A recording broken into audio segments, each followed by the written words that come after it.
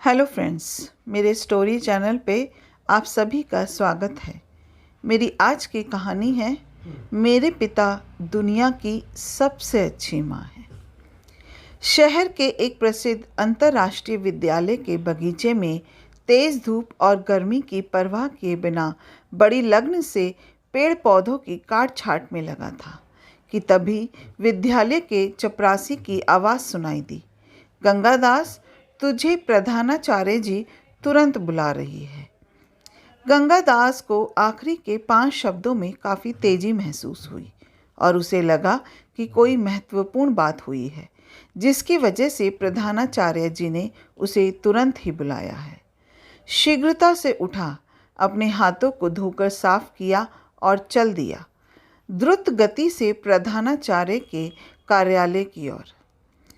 उसे प्रधानाचार्य महोदया के कार्यालय की दूरी मीलों की लग रही थी, जो खत्म होने का नाम ही नहीं ले रही थी। उसकी हृदय गति बढ़ गई थी। सोच रहा था कि उससे क्या गलत हो गया जो आज उसको प्रधानाचार्य महोदया ने तुरंत ही अपने कार्यालय में आने को कहा। वह एक ईमानदार कर्मचारी था और अपने कार्य को पूरी निष्ठा से पूर्ण करता था। पता नहीं क्या गलती हो गई। वह इसी चिंता के साथ प्रधानाचार्य के कार्यालय पहुंचा। मैडम, क्या मैं अंदर आ जाऊं?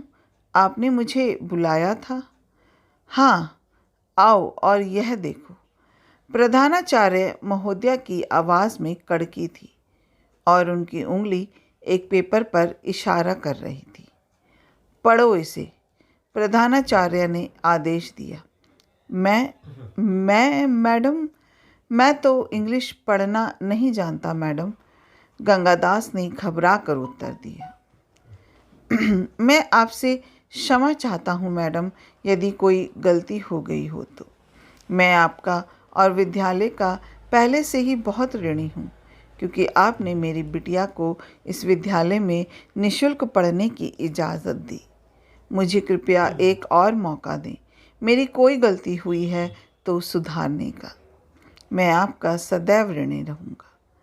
गंगादास बिना रुके घबरा कर बोलता चला जा रहा था। उसे प्रधानाचार्य ने टोका। तुम बिना वजह अनुमान लगा रहे हो, थोड़ा इंतज़ार करो। मैं तुम्हारी बिटिया की कक्षा अध्यापिका को बुलाती हूँ। वे पल जब तक उसकी बिटिया की कक्षा अध्यापिका प्रधानाचार्य के कार्यालय में पहुंची बहुत ही लंबे हो गए थे गंगादास के लिए। सोच रहा था कि क्या उसकी बिटिया से कोई गलती हो गई, कहीं मैडम उसे विद्यालय से निकाल तो नहीं रही। उसकी चिंता और बढ़ गई थी। कक्षा अध्यापिका के पहुंचते ही प्रधानाचार्य महोदया ने कहा, हमने तुम्हारी बिटिया की प्रतिभा को देखकर और परख कर ही उसे अपने विद्यालय में पढ़ने की अनुमति दी थी। अब ये मैडम इस पेपर में जो लिखा है उसे पढ़कर और हिंदी में तुम्हें सुनाएंगी। गौर से सुनो। कक्षा अध्यापिका ने पेपर को पढ़ना शुरू करने से पहले बताया, आज मातृ दिवस था और आज मैंने कक्षा में सभी बच्चों को अपनी अपनी माँ के बारे में एक लेख लिखने को कहा। तुम्हारी बिटिया ने जो लिखा उसे सुनो। उसके बाद कक्षा अध्यापिका ने पेपर पढ़ना शुरू किया।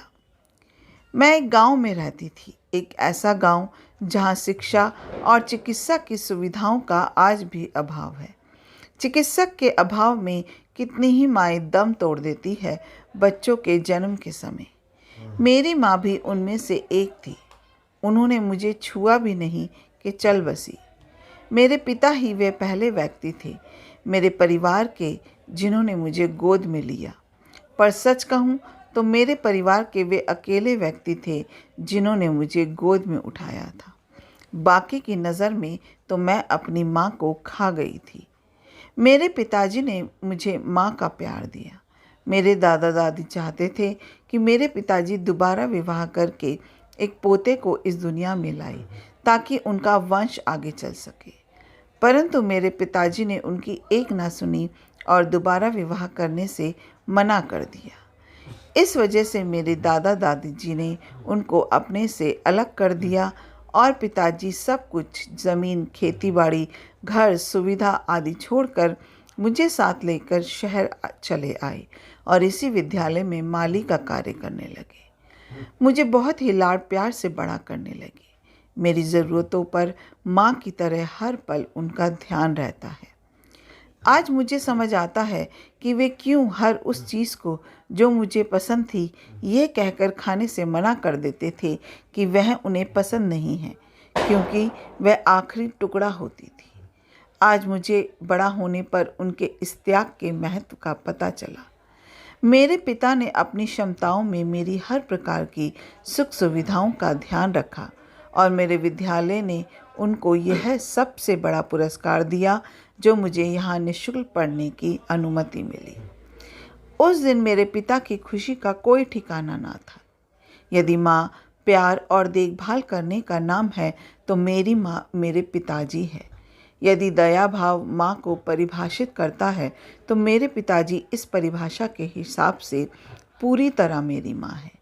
यदि त्याग माँ को परिभाषित करता है तो मेरे पिताजी इस वर्ग में भी सर्वोच्च स्थान पर है। यदि संक्षेप में कहूँ कि प्यार, देखभाल, दया भाव और त्याग माँ की पहचान है तो मेरे पिताजी उस पहचान पर खरे उतरे हैं और मेरे पिताजी विश्व की सबसे अच्छी माँ हैं। आज मातृ दिवस पर मैं अपने पिताजी को शुभकामनाएं दूंगी और कहूंगी कि आप संसार के सबसे अच्छे पालक हैं। बहुत गर्व से कहूंगी कि ये जो हमारे विद्यालय के परिश्रमी माली है मेरे पिता है। मैं जानती हूँ कि मैं आज के लेखन परीक्षा में असफल हो जाऊंगी क्योंकि मुझे माँ पर लेख लिखना था और मैंने पिता पर लिखा, पर यह बहुत ही छोटी सी कीमत होगी उस सब की जो मेरे पिता ने मेरे लिए किया। धन्यवाद। आखिरी शब्द पढ़ते पढ़ते अध्यापिका का गला भर आया था और प्रधानाचार्य के कार्यालय में शांति छा गई थी। इस शांति में केवल गंगादास के सिसकने की आवाज़ सुनाई दे रही थी। बगीचे में धूप की गर्मी उसकी कमीज को गीला ना कर सकी, पर उस पेपर पर बिटिया के लिखे शब्दों ने उस कमीज को पिता के आंसू से गीला कर दिया था। वह केवल हाथ जोड़कर वहाँ खड़ा था। उसने उस पेपर को अध्यापिका से लिया और अपने हृदय से लगाया और रो पड़ा। प्रधानाचार्य ने खड़े होकर उसे एक कुर्सी पर बिठाया और एक गिलास पानी दिया तथा कहा, गंगादास, तुम्हारी बिटिया को इस लेख के लिए पूरे 10 में से 10 नंबर दिए गए हैं।